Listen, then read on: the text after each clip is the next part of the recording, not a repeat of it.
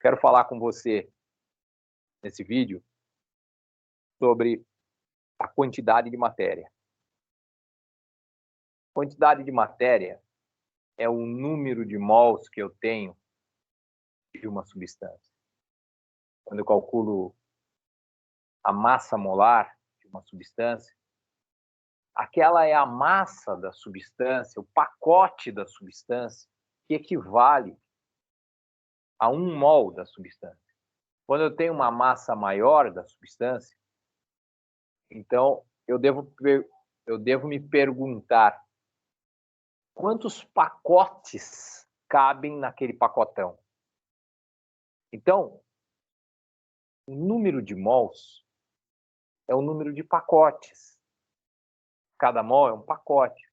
Como sempre é falado, 1 mol é um pacote que tem um número de Avogadro de unidades daquela substância. Geralmente nós arredondamos para 6 vezes 10 elevado a 23. Mol, então, é um pacote fechado da substância. Nós sabemos facilmente calcular a massa desse pacote, que é a massa molar. Se eu sei que 1 mol de uma substância tem uma massa determinada, eu pego a massa que eu tenho dessa substância e divido por essa massa. E aí eu sei quantos mols eu tenho. Por isso que o número de mols pode ser simplesmente obtido fazendo-se a massa dividido pela massa molar. Essa formulazinha já te leva. Mas nunca represente mols com N maiúsculo. N maiúsculo na química, ele vem a representar o número de Avogadro, que é o número de moléculas em 1 mol. O N minúsculo é guardado na química para o número de mols realmente, a quantidade de matéria que eu tenho. Veja esse termo, então, tão importante. Esse termo é a quantidade de matéria. Quando nós entramos nos cálculos de soluções, cálculos em água, geralmente, porque geralmente falamos de soluções aquosas, lá existe talvez a coisa mais importante de toda a fisicoquímica, que é a concentração em mol por litro. Como o nome diz, é o número de mols pelo número de litros. Que é uma solução, é sempre bom lembrar. Uma solução é quando eu misturo duas coisas e obtenho uma coisa homogênea. E uma coisa para ser homogênea é sempre bom lembrar também. Não basta ser homogênea a olho nu. Não basta ser homogênea por 10 segundos. Para ser considerada uma mistura homogênea, uma mistura nunca pode deixar de sê-la. Se você pensar no leite, ele te engana. Sangue também. Pois parece ser uma mistura homogênea. Mas se você deixa, com o tempo, aquela mistura se desfaz. A prova de que não é homogênea. Apenas te enganou. Então, uma mistura, para ser homogênea, ela nunca vai separar fases. Ela tem um aspecto só. Outra maneira de diferenciar mesmo que você olhasse num microscópio mais potente, você não consegue ver fases diferentes, aspectos diferentes, se a mistura for homogênea. Às vezes, a olho nu, você vê tudo igual, como leite. Num simples microscópio óptico, que é o mais simples de todos, você já consegue ver que o leite não é nada homogêneo. Então, devemos nos localizar. Sempre que falamos a palavra solução, solução quer dizer mistura homogênea, são sinônimos. E quando eu estou em solução, repito, existe um cálculo que aparece na química das soluções, que é o cálculo das concentrações. Agora uma pausa aqui. O que quer dizer concentração? Veja, esse termo que aparece no dia a dia, esse termo que aparece tantas vezes nos exercícios. A concentração é sempre a relação entre quantidade de soluto e quantidade de solução, ou quantidade de soluto e quantidade de solvente. Só que a única concentração que de fato relacionava a quantidade de soluto com quantidade de solvente, que é a antiga molalidade, com L, só com L, sem R, ela caiu em desuso há muito tempo. Hoje, quando falamos em concentrações de soluções, sempre falamos de estar relacionando quantidade de soluto com quantidade total da solução. E aí, quais são as concentrações que aparecem na nossa vida? A primeira delas, muito simples,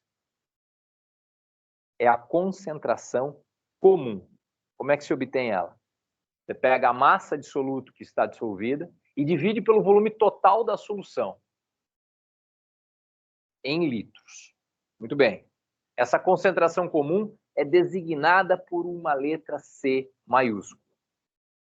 Existe também, e aí eu falei aqui, a mais famosa de todas, é a concentração em quantidade de matéria. Veja, esse é um nome que ela recebe, outro nome que ela recebe. Concentração em mol por litro.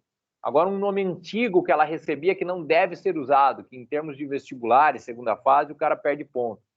Molaridade. Agora, quem é de curso técnico e está se preparando para trabalhar numa indústria é obrigado a saber esse termo, porque molaridade, ainda hoje, no meio químico, o pessoal usa esse termo, né? Só existe. Mas veja, são 3 nomes para a mesma coisa. Molaridade, concentração em mol por litro, ou concentração em quantidade de matéria. Afinal, quantidade de matéria é o número de mols. Existiu, no passado, uma concentração, uma maneira de medir concentração, que relacionava, certo, a massa de soluto com a massa do solvente, como eu falei, que era a molalidade, caiu em desuso. Caiu em desuso. Existe uma concentração que, na verdade, é mais famosa que todas essas aqui e sempre estará em uso e que nós vemos desde a infância, que é a densidade. É a massa total dividido pelo volume total. Você tem uma solução, você tem um todo. Olha, cuidado que você tem que tomar. Se você dividir a massa só do soluto pelo volume da solução, você tem a concentração comum, é uma coisa. Se você dividir a massa total pelo volume total, aí você tem a densidade. E aqui eu acabei de falar das 3 maneiras de indicar concentração mais comum. Densidade, concentração em quantidade de matéria e a concentração comum. Agora eu vou te falar uma coisa. Existe uma coisa na química que se chama título. E poderia se chamar simplesmente porcentagem em massa ou porcentagem em volume. Mas alguém inventou esse termo, título. Tudo bem. É representado por uma letra, aquela letra tal, aquele T que faz aquela cobra embaixo. Lembrando também que densidade é D minúsculo, tá? Antes que eu me esqueça. Então, o T de título é o mesmo T usado para trabalho em física, é aquele T também usado na cruz de São Francisco, né? Os católicos usam. O que é o título? Veja bem, o seu soluto tem uma massa, a solução tem uma massa. Veja, eu não estou falando aqui de volume, eu estou falando apenas da massa das coisas. Se você me disser quantos por cento da massa total vem do soluto, o soluto contribui com quantos por cento? Com 30%? Esse é o título em massa. Olha que coisa. Existe também o título em volume. Você tem um volume total, 1 litro, 2 litros. Desse volume total, quanto que é só do soluto, desse espaço tridimensional ocupado, que chamamos volume, quanto disso aí é contribuição apenas do soluto? Muito bem. Então, pega o volume do soluto e divide pelo volume total. Você vai ver quantos por cento do volume total corresponde apenas ao soluto. Quantos por cento do volume total é contribuição do seu soluto?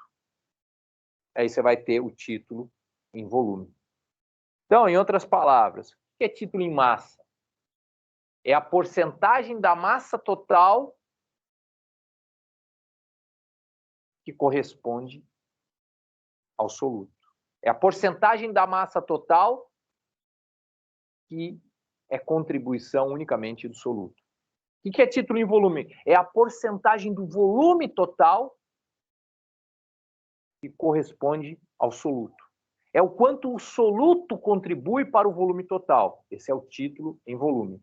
Quanto que o soluto contribui para a massa total. Esse é o título em massa. E o título, ele é dado em porcentagem. Mas o que é porcentagem, também chamado percentagem? É quantas partes por 100. Então, quando você escreve 20%, você está escrevendo 20 dividido por 100, uma fração. E toda fração corresponde a um número racional. Né? Você lembra disso? Os números racionais são números que podem ser representados por fração. Por outro lado, toda fração pode ser escrita num número. Às vezes sai aquele número quebrado, mas veja, o que é 20 dividido por 100? É 0,2. Então, há duas maneiras de você dar a resposta. Tá? Se você escreve 0,2, você está dizendo 20% por tabela. Então, o título, na química, ele geralmente é dado como um número entre 0 e 1. Mas aí você deve se lembrar que isso é normal quando falamos em porcentagem.